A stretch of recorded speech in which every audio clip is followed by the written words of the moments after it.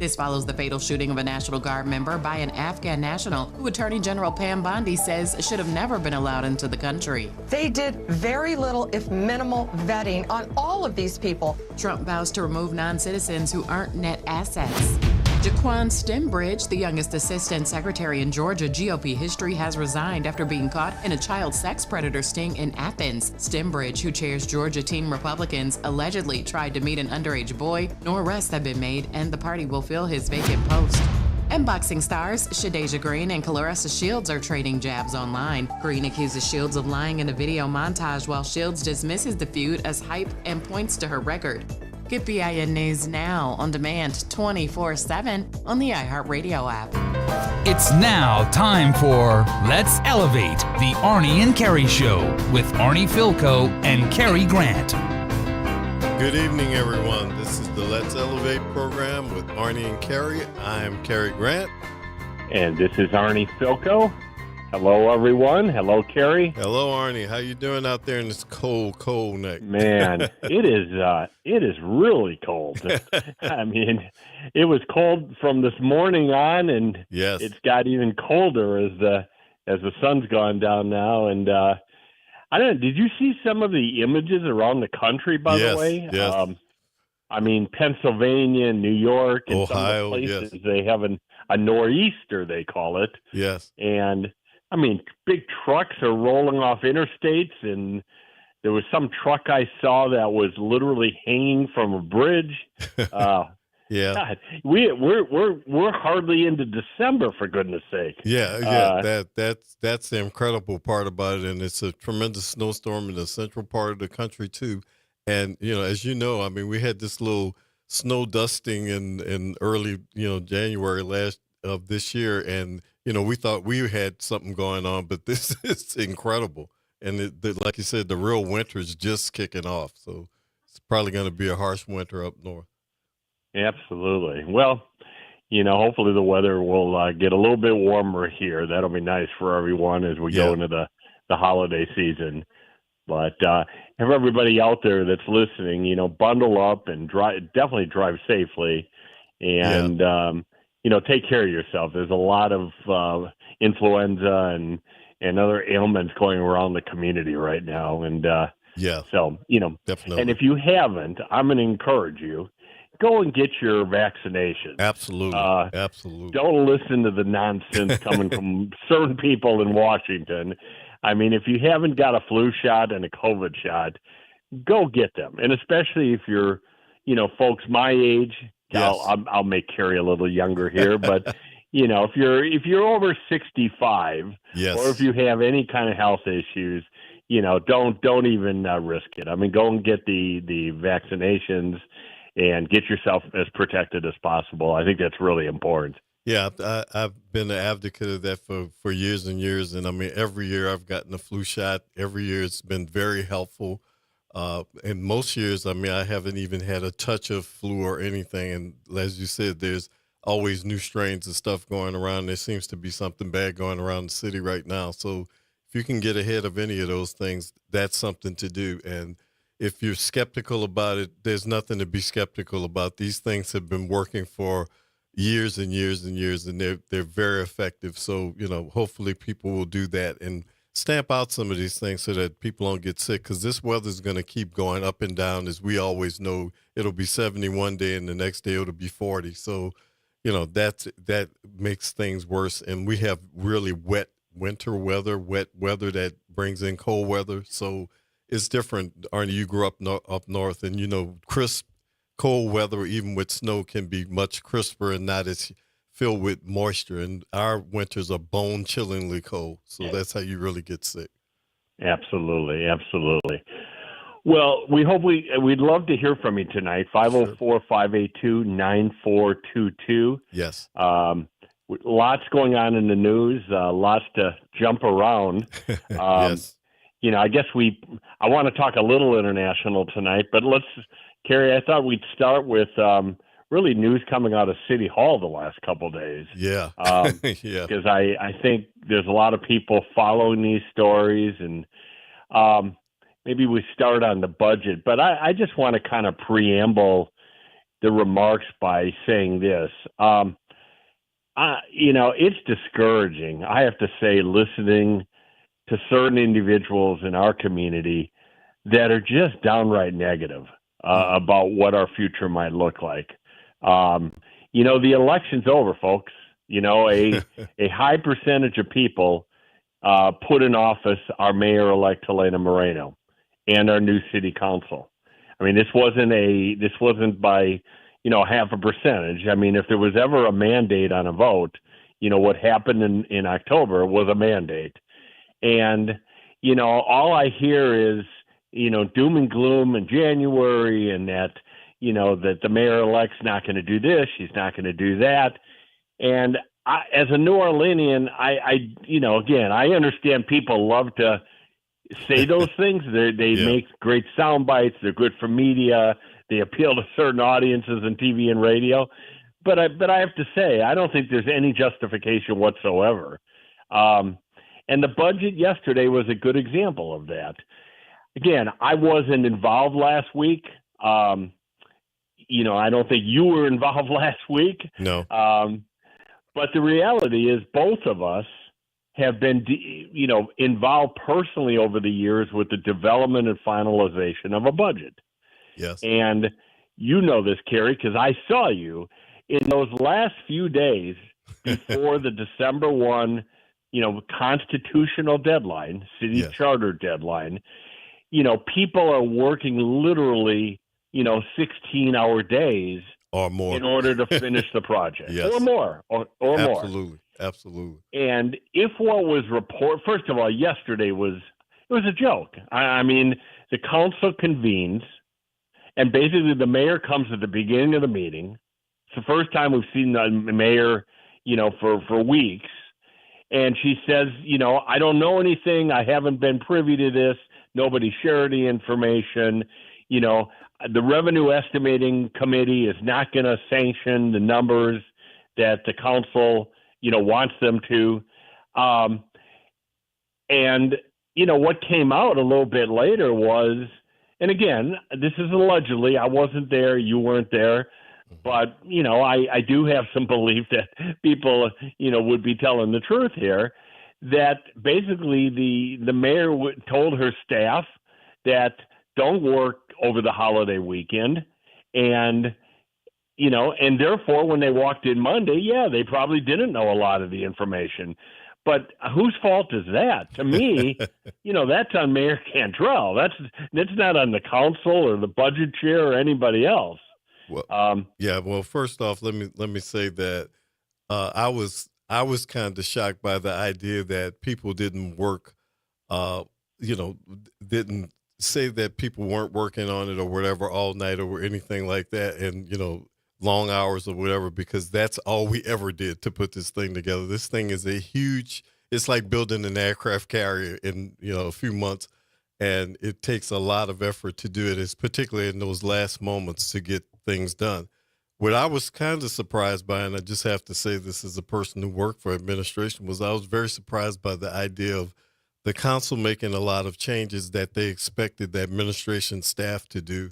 Usually the council changes and the administration changes, especially in a situation like this where they're not on the same page, would be done by council staff. So that was kind of jarring to me, that other people would be working on other people's things, that people would be told not to work on things. It had a lot of levels of things that were really bad. It was not as surprising to me, Arnie, I have to say this, that the mayor came out and was not in support of the revenues that were being proposed, because they aren't her revenues that she's proposing. I wasn't surprised by that, but the way that all that went down, and I'm very concerned about the fact that the revenue estimating conference was just basically blown up and didn't affirm the revenues. I was always taught that the revenues had to be affirmed by the revenue estimating conference. It's not a recommendation, as I read about and all that it had to be affirmed because it puts the revenues in jeopardy about their being challenged legally or whatever. And we don't have time for anything to really stop this train from moving, because this train is out of the station now. Right. Well, let me say a couple of that. First of all, the good news is, yes, I mean, it would be a best practice and highly recommended that the revenue estimating conference and the members that are part of that take a look at the projected revenue numbers and give their blessing to it. That, in a perfect world, that's exactly what you want. The mayor stopped it. So to Mayor-elect Moreno's credit, she has already announced that on the day of inauguration, on January 12th, that she is going to convene the revenue estimating conference. Yes. Which is a really good thing. That's only 12 days into the new year. And if for some reason the committee doesn't agree with some of the revenue projections that are the basis of the 2026 budget, it's not the end of the world because, again, it's 12 days into the budget. Yeah. So that's good. What is just beyond me, honest to goodness, as a former budget chair and you as a former deputy CAO, I mean, literally on those last 4 to 5 days before the December 1 deadline. Yes. I, from my standpoint, from the council standpoint, the role of the budget chair is to go office by office, back and forth. I mean, sometimes 10 times to find out what does the council member want, what do they need, what are the priorities, and then once you have all of that, you put the big puzzle together, and you probably can't give everything to everybody that they want, but you compromise and again, this is shuttle diplomacy at its finest. Absolutely. And I still remember, this is a funny story. I'm not going to reveal who the council member is, but a council member literally a couple of years ago came up to me and said, I still remember how you kind of, screwed around with me when I wanted this in the budget and you wouldn't put it in there. And it was like, my God, that was 20 years ago. You're still holding that feeling? And but that's the role of a budget chair. Yeah. And then usually back and forth with the administration as well. Yes. Because you're trying to make sure, just like the other 6 council people, you're trying to make sure that as much as you can honor the mayor's wishes, that you do that. So the fact that the parties weren't working together, Friday, I'll give them Thursday. It was Thanksgiving. Friday, Saturday, and Sunday. It is just kind of. I mean, it is a. It's incredible. A breach of responsibility is the way to put it. And Arnie, I just want to say this to the listening public and everybody, having done this for over 30 years. It was always Thanksgiving before December 1st. So I mean, it was always the same issues. It was always the Bio Classic that's been going on for 52 years. So during my tenure, so all those things were happening. But like you said, it wasn't that Arnie Felco wasn't on the phone or whatever, wherever he was, or in the office or in City Hall. I've been in City Hall, as I said on the show before, every day of the week, every hour of the day. So, I mean, I've been in City Hall at 3 o'clock in the morning putting together a budget for the next day. So it's not because something has changed, because there's big things like this. The idea that people aren't working on it, aren't talking about it, even to say, our side will do one thing, your side will do the other thing, meaning the administration of the council, is just mind-boggling to me. It's literally, with all that's going on, it's just mind-boggling. Even if you're not in agreement, as you know, Arnie, if you're not in agreement, still you have to have that dialogue. Yeah, look, I mean, there's a reason that there's an inauguration day. Until January 12th, right. Mayor Cantrell is the mayor of the city of New Orleans. That's right. And it is beyond me that, and again, if this is true, and I have no reason to doubt what the council has said, if it's true, I mean, you have a responsibility to the citizenry to roll up your sleeves, get into the office, make sure your staff is working, even if it's by Zoom, by the way, okay? Yeah. That was the other thing reported, is they offered to do meetings by Zoom. Yeah, I heard that. You have a responsibility until you're out of office to be a public servant. And I mean, how embarrassing is it on the day of December 1 which I was part of 6 of those. I mean, it's pretty much December 1 is a formality. You're walking in there with it should be. multiple ordinances, Yeah. and yes, you hear some public comment, but you're going to pretty much approve what the ordinances say. Yeah. How embarrassing is it on that day this year that they start out with basically a fight between the city council and the mayor? Right. And you have the council president calling the mayor a petulant child. Okay. Yes. Yes. Which is again, I don't know that I love that language, but I can't disagree with the substance of it either. Yeah. So I don't know. Very frustrating, Cary, to see that. Yeah, and I just want to say this too, because during my tenure working there, one of our situations, I just want to show the public how this works.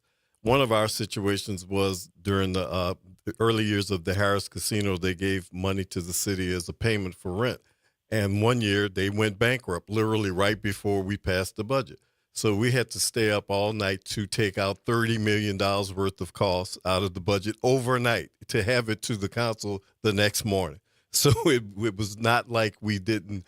This is, unprecedented. These ideas were out there on the table for a while, could have been discussed a long time ago and dealt with.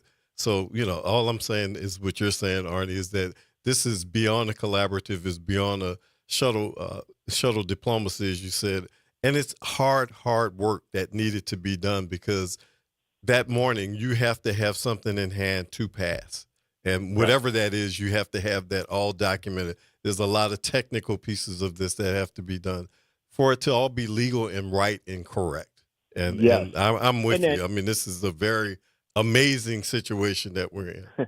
And that's sometimes overlooked. To put these ordinances together, you have to have professional staff. Yes. that is also working the entire weekend. Right. So that when you walk into the council chambers at 9:30 on a Monday morning, the documents are done. And I do want to say this. I mean, my criticism is directed really towards the mayor here. Yeah. It sounded like there were a lot of people within the administration, and I don't know Joe Threat, but I become very impressed by his cooperative personality. Yes. And the young lady Brandy, who was given credit, yes, I'm not sure if she is part of the finance department. No, she's part of the CAO budget. She's I don't know the structure of the office anymore, but she's in literally one of the roles that I have had over the years. I don't know exactly which level she's at, but it sounds like she did a lot of the work that had to be done for this, and put her in and I have to say this publicly, I felt bad for her, because CAO is administration, and you follow the rules and leadership of the CAO and the mayor, and council is council, and they're separate. But it put her in a real bind of putting you in a place where you have to put together something for one organization that you don't work for. And I hope that there's no retribution or any coming down on her for doing her job, because what I did appreciate for her as a public servant was doing her job. So I really appreciated that part, and because it was easy task. I did too, and it was nice to see the council say something about it. Yeah, yes, they publicly thanked her, and I think that was very nice. And again, you saw the CEO Joe Threat at the table. So there were people trying to do their job, and trying to serve the public good here. It's just a shame that at the highest level, I mean, you have the mayor and the head of the city council, starting off a meeting fighting each other. I mean, that's crazy. Yes. Well, we're going to take a short break here now, and we'll be right back. Oh, we can keep going. I'm being told. Okay. Uh-oh. All right. When we keep going, that means there's got to be some technical problems. No. We're good. We're good. I'm just in advance. Okay. All right. I was looking at the clock too, and so normally 6:20 we are Arnie, moving to a break. Yeah. So I think that this segues right into the appointments that were made today, and I think that we know we're going to talk about those, but we can just mention there were, I believe, 5 or 6 appointments that the mayor-elect made today. Some very good people. I mean, I definitely will speak for Jennifer Avecno, who I think is just a fabulous health director and now going to be a deputy mayor for health and medical officer. And Mike Harrison coming back is really great because Mike's was a great police chief, and I'm really glad to see he's getting that role of running the public safety side because Mike has some real great experience and it was one of the best chiefs I ever worked with. So I'm glad to see that happen too. Yeah, I don't know all of the appointments. Yeah, I know some of them. Yeah. Dr. Avegno, you and I have talked about her on the show before. I mean, she was one of the bright lights of this past administration. Absolutely, yes. And everybody that I know respects her. She's a very well-known and successful emergency room doctor that made the decision to, give do public service. And well, now we're going to take a break. We're going to break down some of those deputy mayors when we come back. Okay. We'll be right back.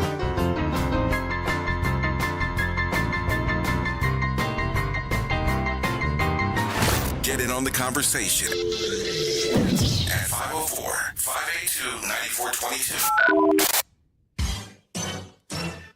Hey, this is D. Riley from the 90s Hits R&B Jams. Make sure you listen to WBOK 1230 AM every Saturday night from 7 until 9 p.m. I'll be giving you the best R&B jams from the 90s. That's right, all your favorites and more. With me, D. Riley, your host of the 90s Hits, right here on WBOK 1230 AM, or listen online at WBOK1230.com. WBOK, the station you listen to longer.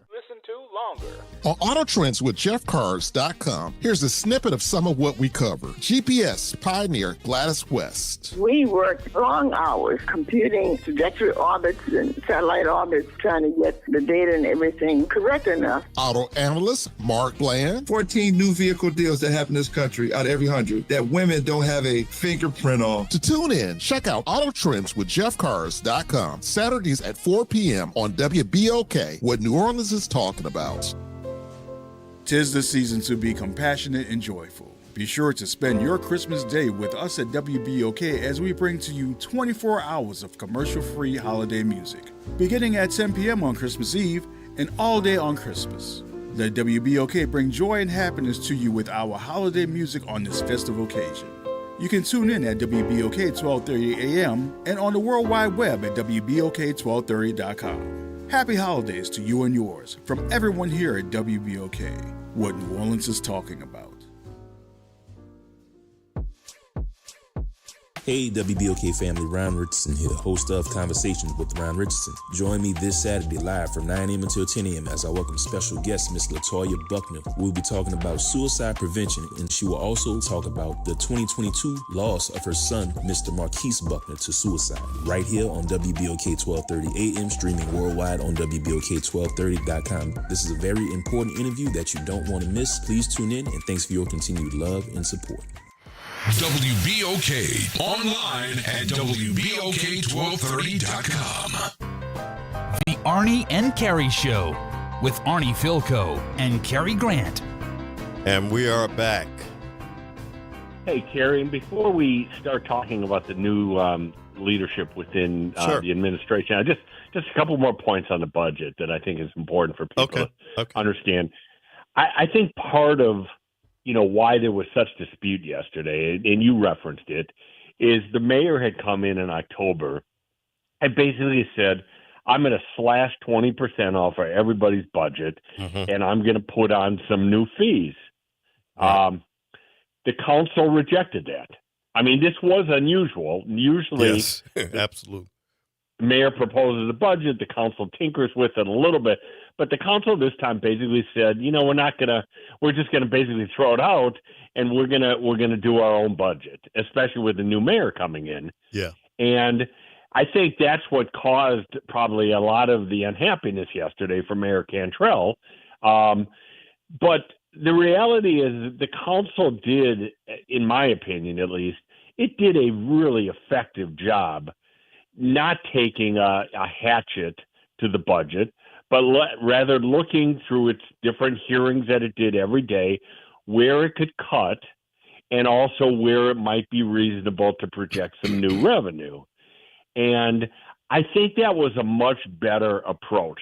First of all, some of the Mayor Cantrell's, fees that she wanted to impose, doubling of sanitation and, et cetera, et cetera. I mean, those were not going to be well received by the public. I mean, the public really doesn't want to, be paying a huge amount more for things. And I think what you saw Mayor-elect do is say, all right, we're going to try to make some revenue increases, but they're going to be things that are manageable. For example, they're going to be hiring a lot more traffic enforcement people to issue tickets. And they're also going to be encouraging people to pay their tickets if they have tickets right now. Does that have some effect on the public? Of course. But the reality is you kind of control that. I mean, don't get a ticket, okay, versus having a sanitation fee that's doubled. So it was a very different approach, and there were some very hard decisions. I will tell you, I watched it yesterday. Yeah. The most difficult part of the new budget was the reduction of the federal ARPA funds by $14.7 million. Now, again, in the scheme of things, that's a small percentage of all of the ARPA money. But for those entities that are affected, it was difficult to listen to the cuts because they are going to affect people. And my hope is that, we get past this budget and that there's a way to fund those type of programs that were cut, because some of them are very, very, good programs that really help this community. Right. And it was hard for the council, and they admitted it, by the way. I mean, I heard the mayor-elect and the budget chair and everybody else say how difficult it was. And but you had the ARPA money, you had the Wisner money, which, by the way, was a very smart, creative way to add some dollars. And again, it's almost hard to believe because they could have done more. The council and the city would have more Wisner dollars if Mayor Cantrell would not have sided with the group that's suing the city council, which is the Wisner heirs. Yes. The council has tried to settle out, with Tulane, with LSU, what is owed every year. They did a lump sum settlement for both of those because that allows more money every year to come to the city. And for whatever goodness reason, Mayor Cantrell opposes that, okay, which is just crazy to me. I mean, really is. But the council did have enough money that they were able to put some of the Wisner money into the equation. And if you added ARPA money, if you added, things like the furloughs, the elimination of some of the positions under the mayor's office, they were able to kind of put the puzzle together and come up with a budget that is not a deficit budget. It's a balanced budget so that we will get beyond this budget issue we've been dealing with for the last 4 months now. Yeah, there's things on both sides that are speculative revenues and going to be difficult. But I think that some of the proposals you talked about that the mayor said, I thought some of those proposals were in addition to the budget to fill in gaps later on. And I don't think that a lot of those were very popular to begin with. So I agree with you about them not getting much traction. But the other thing about it was it's a real restructuring of the budget with adding in about $75 million more in revenue. Some of those revenues are like I said, are very, very hardcore things that have to really happen to make them happen. And the real issue with ARPA and Wisner and all those things is, Wisner remains litigated in very crazy limbo because that should be all city money. That's the first thing. The second thing is ARPA is the rules are so weird with the ARPA situation and the situation on the federal side. I hope that all of that works out to the city's benefit without being clawed back or anything later on and causing trouble 9 months down the road or something like that. Those things are are dangerous issues. But I see what the council and everybody was trying to do. And one thing they did also, Arnie, that I think really was a good move. There was a lot of consternation about the situation with the housing funds and all that, and they seem to have restored those things and calmed down some of that, because they had some real momentum in the affordability housing realm, and that would have just been stopped. So I think that was a good place to say, at least we're pledging that we're going to make this work. So, I have to say the housing advocates, led by Miss Morris, who's been on this station before, they were out in force. And, their position is clearly been the voters voted for 2% of the general budget to be put towards affordable housing. Right. And you can't mess with that. Budget or no budget, you can't mess with that. And I think for the most part, I think they came away relatively happy with what happened on the finalization. I'll just say this, on the things you reference, I think first of all, on the Wisner funds, they're not touching the litigated amount. So I get it. The amounts that the heirs claim is theirs. I don't think the council's reached into that. All I meant was that, that should have been a much bigger source of funds that should have been 12, 14, 15 million easy. That should have been the first place where anybody, the mayor's side, the council side, should have been able to tap into those funds. That should have been. Well, it should have been one of the easiest grabs that there was out there. So, that's unfortunate. That's why it's crazy, Cary, that this is one area the city council and the administration ought to be in lockstep together. Okay. Yeah, absolutely. And for whatever reason, the Mayor Cantrell has sided with the Wisner heirs and basically suing the city. I don't know what that's about. I think it's probably just more animosity towards the city council than substance.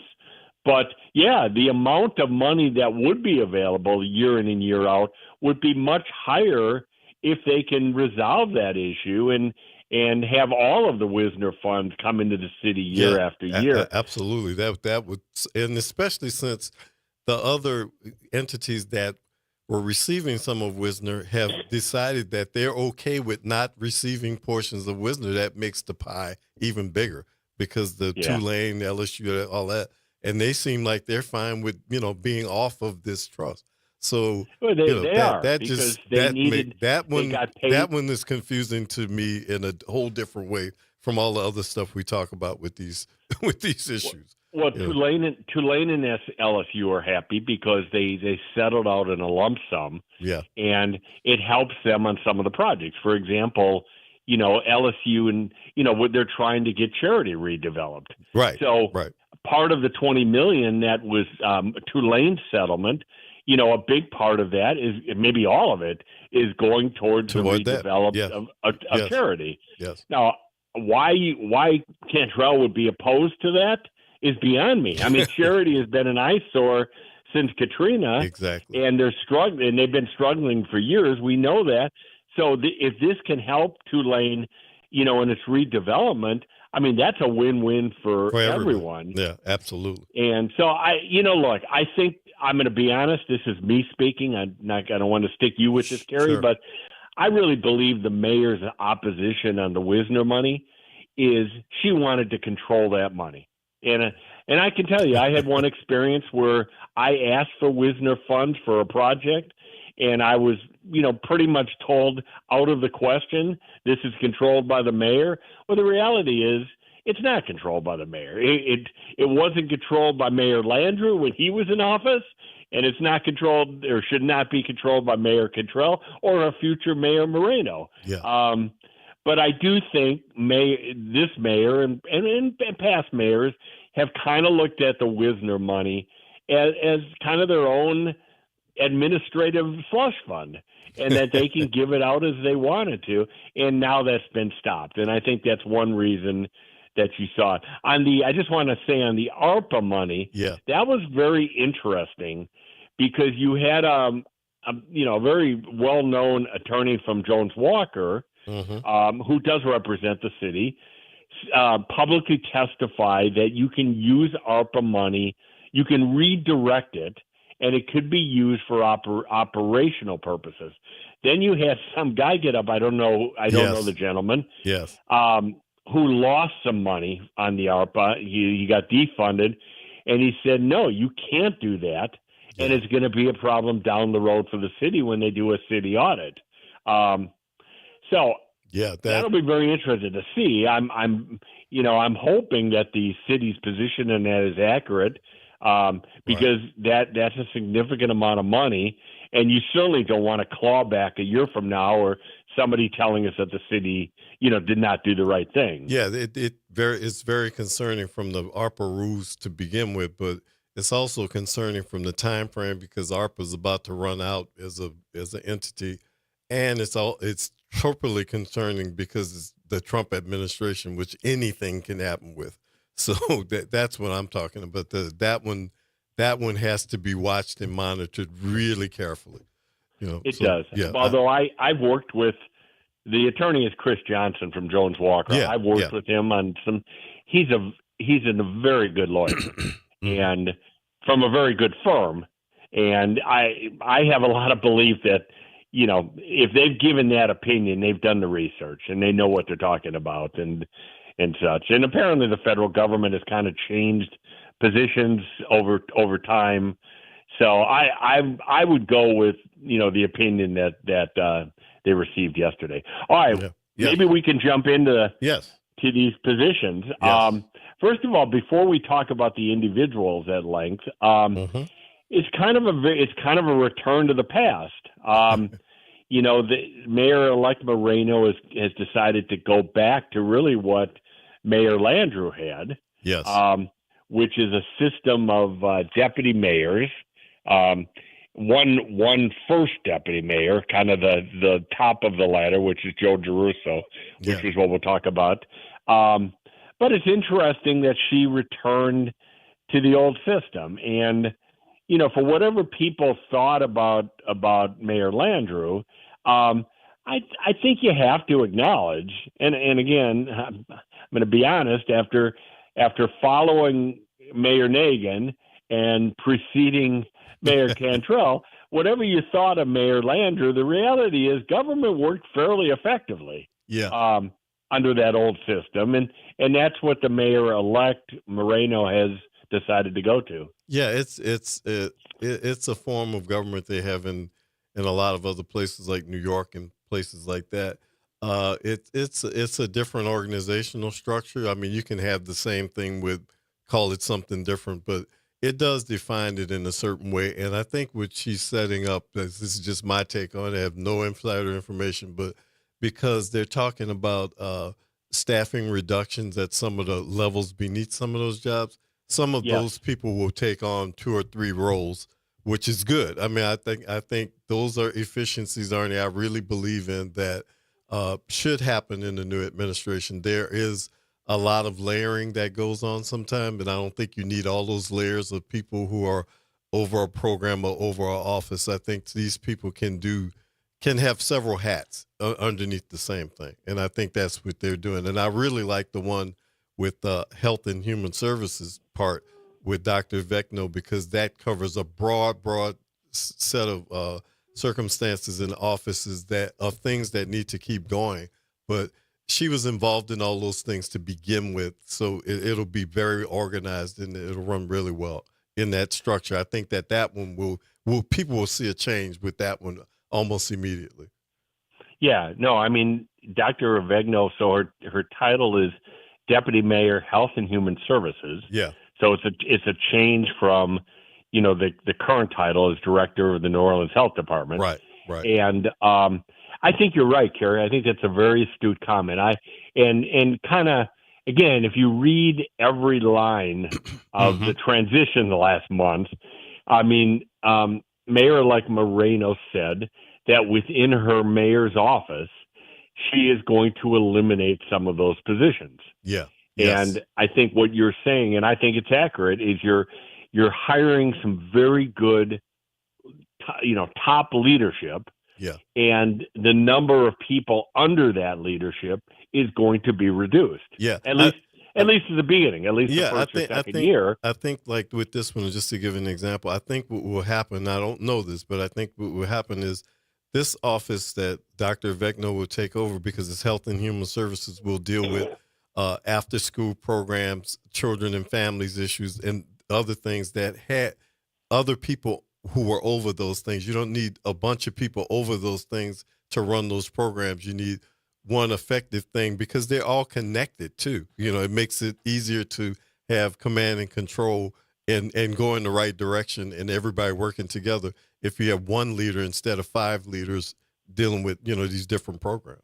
So I think that's a really good thing. That's what basically what the public safety office is it's Mike Harrison will be directing Homeland Security. He'll be directing the police, the fire department, EMS. They all work together all the time as it is. So that one thing, and there's lots of other people underneath Harrison who don't need to be there, because he will have the expertise to do those things. So I think that in that sense, if she wanted to say, just say it's a 6-figure job, 5-figure job, if you eliminate 2 or 3 of those, you're saving millions of dollars just by hiring the right people.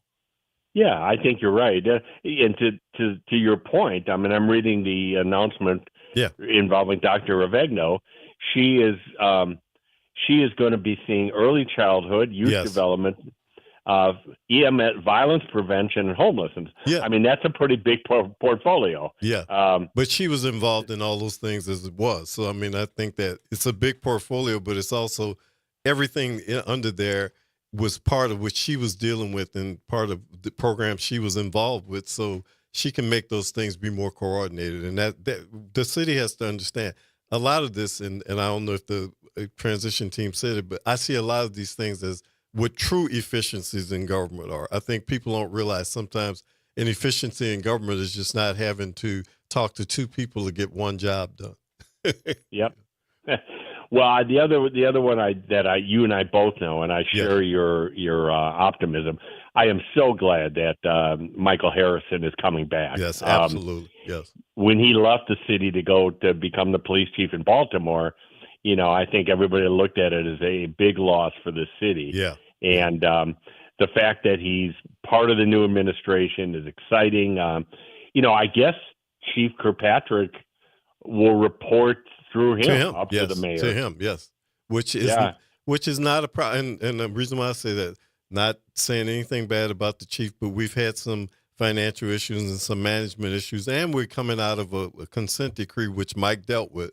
So there's a situation where he will bring a lot to the table about getting organized, about things like overtime use and everything. Mike never had those problems on his watch. So you know what I'm saying? Or I mean, I think that that's a really good thing, because it's somebody who can also hit the ground running. The other part of this is, as you know, we have a very short transition time, but we also have very little time for a learning curve for some people.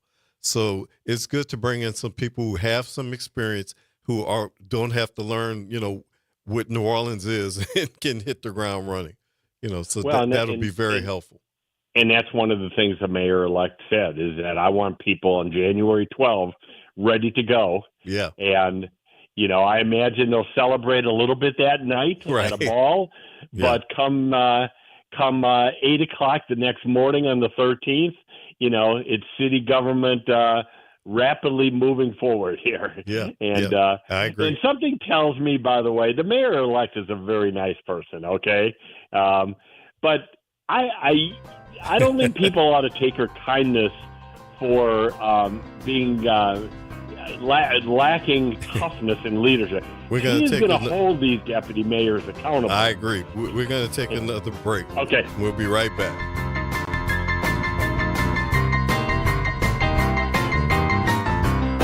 WBOK online at WBOK1230.com. Hello, friend. Tavis Smiley here with a special announcement. You can catch my show at a new time, weekdays from 1 p.m. to 4 p.m. Same great topics, same great guests, same great conversations, just a little earlier in the day. It's Tavis Smiley, weekdays 1 to 4 p.m. only on WBOK 1230 a.m. What New Orleans is talking about. I'm David Patan Sr., owner of Whole Water and Food Over Medicine Academy, coach, consultant, and instructor. We're excited about our 21-day challenge. Stop, prevent, and reverse disease today. Cholesterol, diabetes type 2, high blood pressure, along with chronic illnesses and diseases.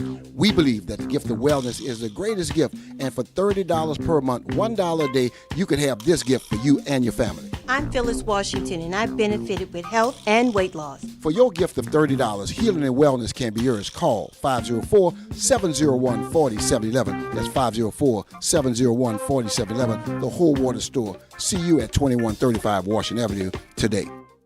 Late nights are made for chillin', and you can do just that every Sunday night at 10 p.m. as DJ Wick brings you The Love Zone. It's the perfect way to top off your weekend with your favorite old and new school ballads. So sit back, relax, and let DJ Wick take you to the Love Zone on WBOK and on the World Wide Web at WBOK1230.com. New Orleans, are you ready for a voice that says what you're thinking? Who that, you might ask? Arrington Gavin. That's right, I'm your guy, host of the Arrington Gavin Show, giving you so much filled with bold opinions, real conversations, and zero sugarcoating. We're going to be diving into the issues that matter, politics, pop culture, and all the above, unfiltered and unafraid. Catch the Arrington Gavin Show weeknights from 7 p.m. to 8 p.m., Monday through Fridays, right here on WBOK, what New Orleans is talking about. From the East Bank to the West Bank, WBOK is what New Orleans is talking about. WBOK. The Arnie and Cary Show with Arnie Philco and Cary Grant. And we are back for our last segment. All right, we got a couple minutes. One last comment on the new administration, and then you and I are going to talk sports for a minute. Absolutely. First of all, I'm of the other person that I know very well is Joe DeRusso. Yes. Joe is a personal friend, and yes, I think one of the most talented guys we've had in City Hall in many years. And you know, I will tell you, Joe came in 8 years ago with the right approach. He said, "I'm going to roll my sleeves up. I'm going to deal with things that are not very sexy, not that exciting, infrastructure and things like that, budget." And I think Joe has done an amazing job. And when I saw the announcement last night, or the breaking news, it was like I texted him and I said, "My God, seriously," 'cause, you know, Joe has a beautiful family and had a very nice job in the private sector. And to his credit, he said, "I want to be part of the city," and is going to be a tremendous CAO. I'm really excited. Yeah, I was thinking the same thing, because Arnie, of these six people that they've appointed, I actually know 5 of the 6.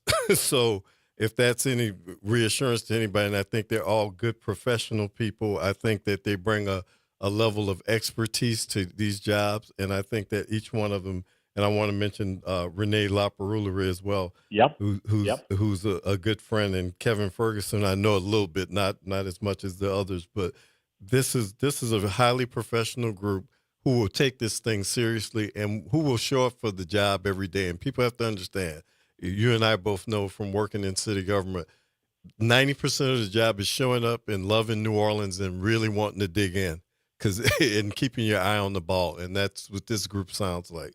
I understand that the young lady who's going to be the city attorney is a top-notch lawyer. Don't know her personally or anything like that, but I'm sure she's cut from the same cloth. So, you know, the city, you said earlier, people are deriding things and all that like that. We're all citizens here. We all want to see people be successful. I think just looking at some of these names, I'm feeling like we're going to have some success and we're going to get back to work and do the things we need to do. Yes, and yes. And for those listening, you should know that Cary was one of those guys in city government that did exactly what he said. He showed up and he cared and he loved this city. And I've said this to you before, you were an absolute pleasure to work with. And thank you. I appreciate that. And I think that some of these hires, you know, fit that mold exactly. All right. Well, you know, I don't know Kevin, by the way, but I did see he worked with the Saints and Pelicans. Yes, I think he did. after I left the Saints, which is a nice segue into what a wild weekend, man. Absolutely. Lane Kiffin, the new coach at LSU. Yes. Sumrall, the new coach at the University of Florida. Right.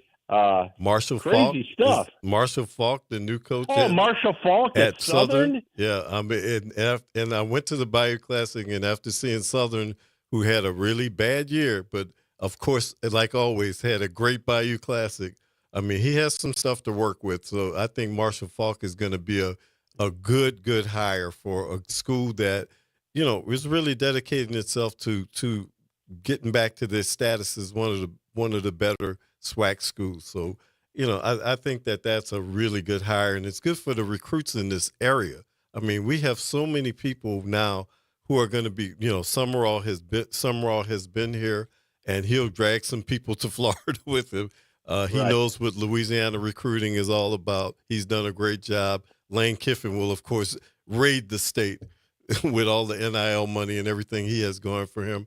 And I think Marshall Faulk will bring a lot of guys into Southern. So the Grambling Nation better watch out for the next few years. Well, I can tell you Marshall Faulk is on my call list in the next week because, as everybody knows, yes. he is probably the most famous alumnus from Carver High School. Absolutely, yes. And I have never – I talked to his agent a couple of years ago, but I've never had the opportunity to speak with him. And obviously I want to get him involved in our project and thank him for what he's done. And the fact that he's Southern coach now is really exciting. So it's terrific. And – it's going to be interesting to watch all of this. First, Ole Miss did the right thing. When Kiffin decided to come to LSU, they could not keep him, to coach on this weekend or in the playoffs. And I think Florida did the right thing also by saying, Sumrall, you can do that because totally different situations. Absolutely. And I think that what I've talked about this before with other people, but what Kiffin brings up and what Sumrall brings up is very true about the problems in college sports. And Nick Saban talks about this, and I say this every week about Nick Saban. He knows how to resolve some of these problems, and he has the moral authority and the cachet to be the head of this. But the Lane Kiffin thing shows that the calendar of portal and all of those things with the guys and the academic schedule has to be changed because this should not even be a situation. All these guys should be hired after they're finished their season. Everything should be like in the NFL. Arnie, in the NFL, you can't even talk to a coach about coming to your team until they're finished doing what they're doing. Right. You have to ask permission at that point. So all of those things need to be changed in college football, and particularly the portal thing. Don't put these coaches and kids in this situation where I have to jump into the portal before I go to a playoff game or to a bowl game, and I'm going to sit out because I don't know which school I'm going to and all of that. That needs to be resolved immediately. Well, and people don't realize that tomorrow, I think it is, was the beginning of early signing for high school. Yes. And you could not have the new coach at LSU be at Ole Miss and sign people for the high school recruiting. I mean, that would be very awkward. And I mean, the system needs to change. And somebody said today, and they're right. Wouldn't it be refreshing for a coach to say, "I'm honored to be your next coach, but you need to do it when my season is over"? Yeah. What a great statement that would be. But of course, it didn't happen in any situation because of these rules now. And if you change that, I think that everybody would say what you just said. I think we're done for the night, Arnie, and we're going to come back. There's so many subjects that you and I love to touch on. We could talk about for 5 hours every night because they're so in-depth. But we'll be back tomorrow, and we'll get to some new subjects tomorrow. All right. Good night, everybody. Stay warm out there, and look forward to seeing you later this week. Good night, everybody.